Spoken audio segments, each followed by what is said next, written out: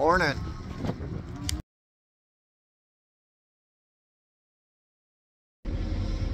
Well, harvest is over, and I really buggered my right shoulder up. Try to make videos through harvest for you guys, but I am stretched so thin and everything is so fast paced, especially like packing that wet corn. I try to get videos doing that for you guys. Thought you'd find that interesting, but it's just so fast paced that it just never really turned out. It wouldn't have been fun to watch for anybody. And the rest of harvest, it was just go, go, go. I mean, there's all kinds of stuff that I'm doing. You're always against the clock. It is what it is. So I apologize for that. But as far as my shoulder goes, we had a tube blow apart, or blow a hole in it on our harvestor. And we blow our corn up into the harvestor. So get a hole in it, corn blows all over the place. So had to go up 7 times to patch various holes that I had found, and that took a toll on your arm. And then of course I climbed it every day since then that we're pumping corn up in there just to kind of see where we were at. And then our big bin that we put corn in, I climbed that every day, multiple times a day, until we get that thing full. And then we had a big windstorm come in while we were loading corn up in there, and it blew the lid completely off, broke it off. So I had to straighten that out and carry that thing all the way back up to the top of that.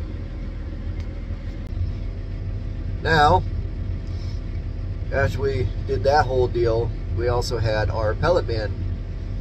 The people that were bringing our pellets were bringing them way too hot, and the dust they put in there would set up. So we had a big old hump on the side of that pellet bin wall that was like concrete. And so they put some pellets in there and then put half of them out here on the ground, and it was just a disgusting deal. And then we got to the point where we ran out of pellets because of that stuff hanging up. So we spent a good 2-3 days beating on that over your head. And we got those pellets down, and we did switch suppliers because this has just been ridiculous. It's been a nightmare for over a year. But doing all that takes its toll on your shoulder. Then I had to replace the bearing on the output shafts on the feed truck, doing all that work overhead. And chain fell off the sprocket on the next day after we did that, and going to put that chain up, and I don't know what I did, but just horrible pain in the shoulder. Don't know what it was. I had to have my wife help me get my shirts off that night, and I still do actually. Woke up the next morning, horrible pain.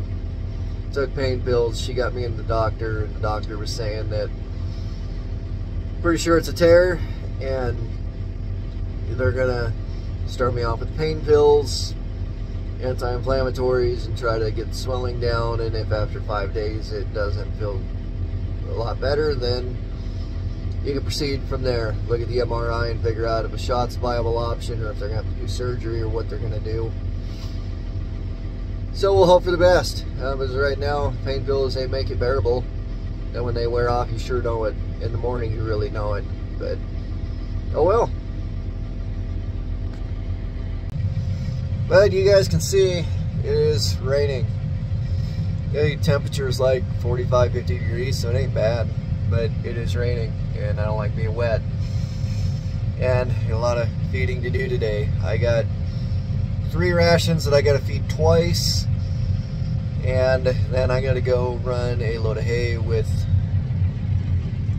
well, I can't get you around to see it, but it's bale processor. I'll take you along with me for that. Got to run a couple of passes of hay and unroll a bale into the bunk for some new calves that we got in, and then try to run them through the mud into their new home, which shouldn't be bad. And I would have done that this morning, but it works a lot better if you have food in the bunk when you run them in there. That way they can find the bunk. Because believe it or not, that is a little harder than what it seems like if you don't have food in there. They'll run around, they don't know where the food's supposed to be, so it doesn't make a difference. They just won't find it. But if you have food in there, they'll walk around, they'll find the water, they'll find the food, and everything is grand. It goes so much smoother from there on out. So Hope you guys have fun getting wet with me.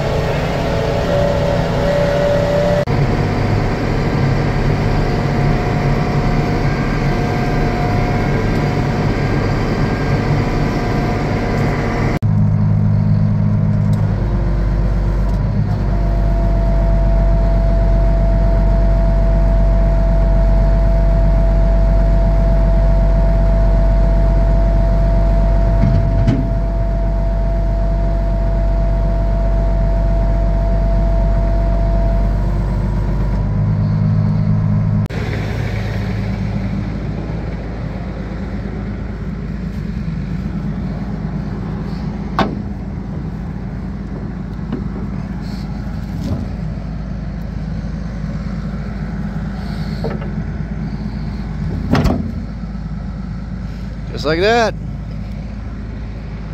Back up into the bale. We'll flip it up into here. Then we'll feed it from here into that. We'll shred the bale. I'll shoot it out from under here, hit this, drop into the bunk.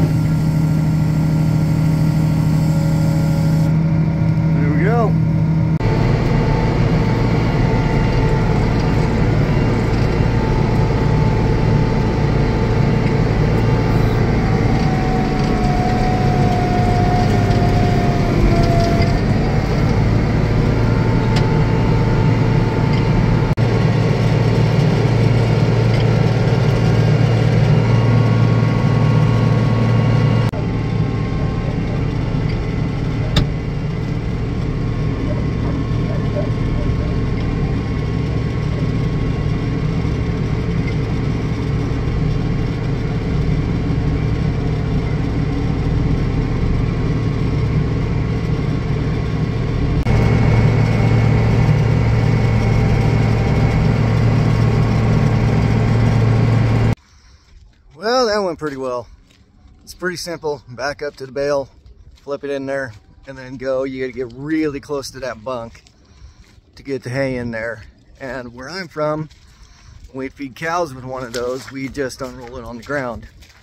This is a little bit different, but it's not hard by any means to do it. Just pay attention to where you're at. We do 2 passes, fill that up with hay. We'll get these critters in there, delete that down. We'll do 2 passes tomorrow. After a couple of days, once they seem to get acclimated, we'll start putting them on a starter ration. Keep feeding them hay underneath that starter ration and just kind of decrease the hay intake off of the bale to more of a ground hay, and everything will be peachy. But we'll go ahead and get everything opened up and get these critters moved into their new home.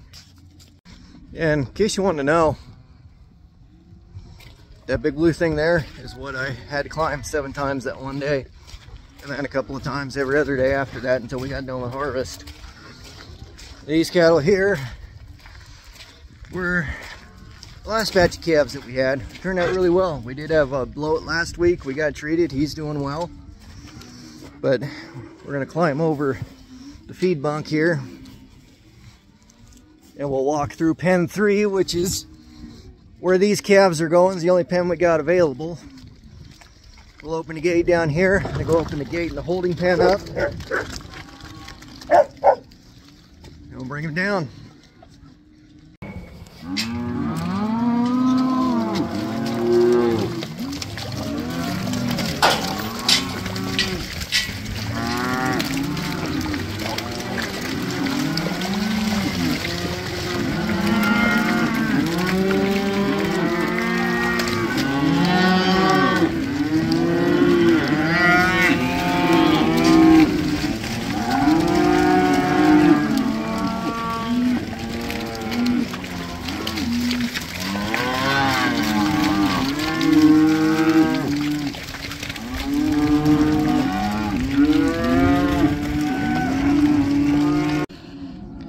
This was all dry, bone dry yesterday.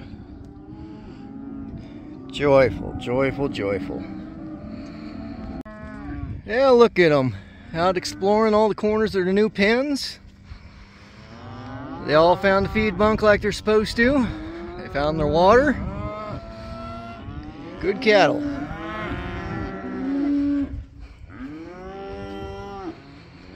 Ain't that right, bud?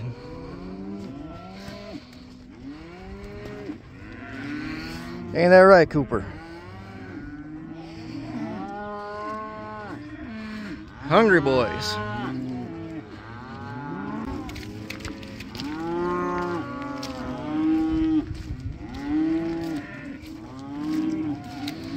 Enjoying your food there, bud?